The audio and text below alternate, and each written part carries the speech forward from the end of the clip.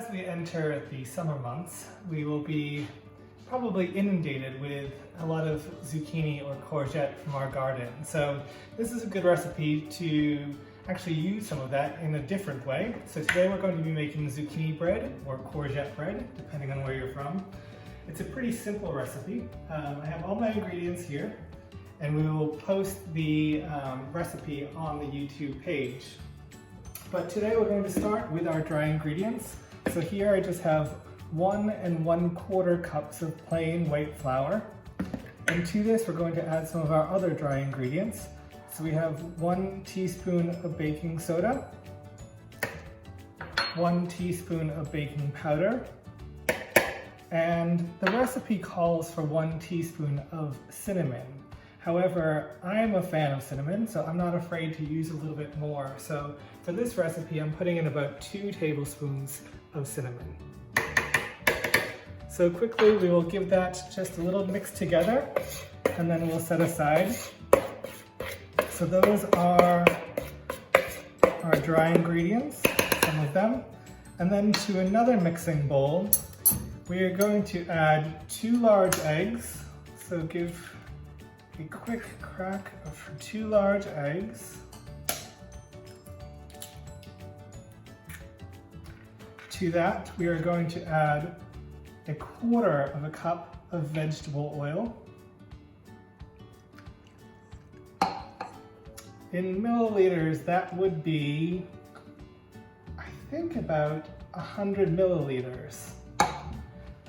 We're also going to be adding 3/4 cup of white sugar, which that looks to be about 150 milliliters. I don't know grams. Also, we're going to be adding 1/2 teaspoon of salt, and then just a teaspoon of vanilla.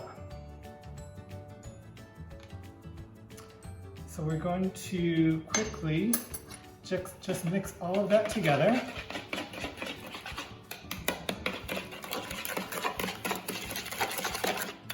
Now, my mother has a recipe for this that doesn't cause anything. It calls for wheat germ. That's where her and I differ on this one greatly. I don't think wheat germ belongs in this. I think this is an easy recipe that you can do with basically all the ingredients that you have at home. You don't really need to go out shopping for anything extra. So we have that, and we're just going to add that to our dry ingredients now.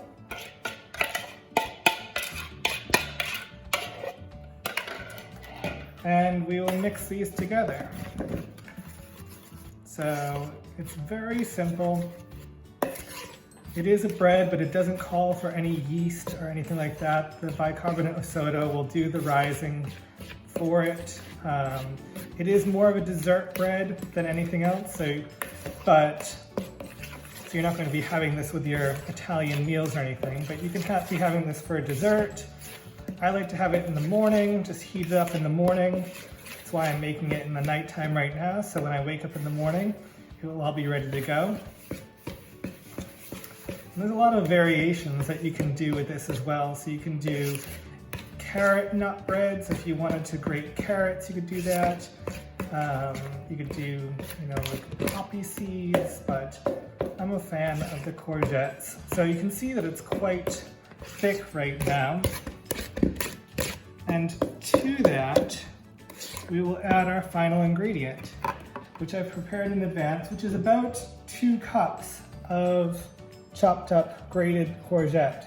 I used a food processor for this, but you can use just a regular shredder if you have one.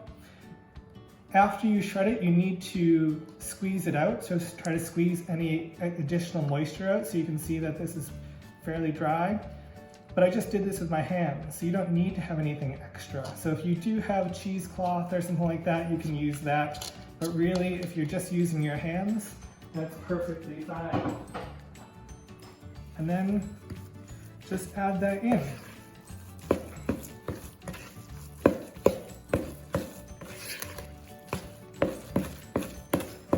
So you just want to make sure that it's all nicely mixed together. You can see that the courgette is grated. There's still a few little chunks in there, but no huge pieces. Because there's still a little bit of moisture in the courgette, it does loosen the dough up a little bit as well, which is great. And so there you have it. That's your entire dough made right there. Now, to do that, we're just going to drop it in our greased loaf pan here. So this has been pre-greased.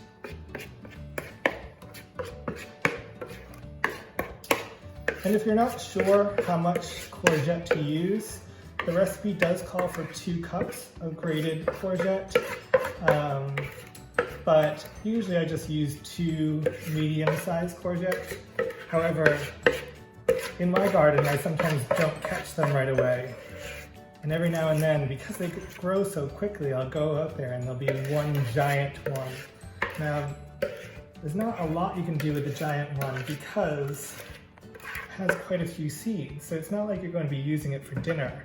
However, this recipe is perfect because you can cut out the seeds, grate the rest of it, and then just use it for this recipe. So that's all.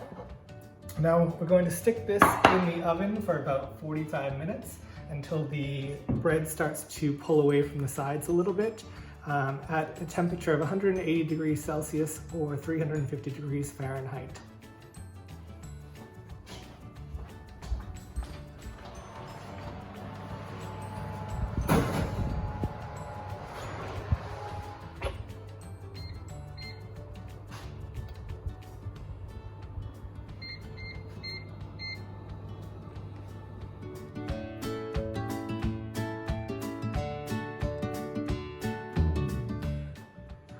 Here we have the final product.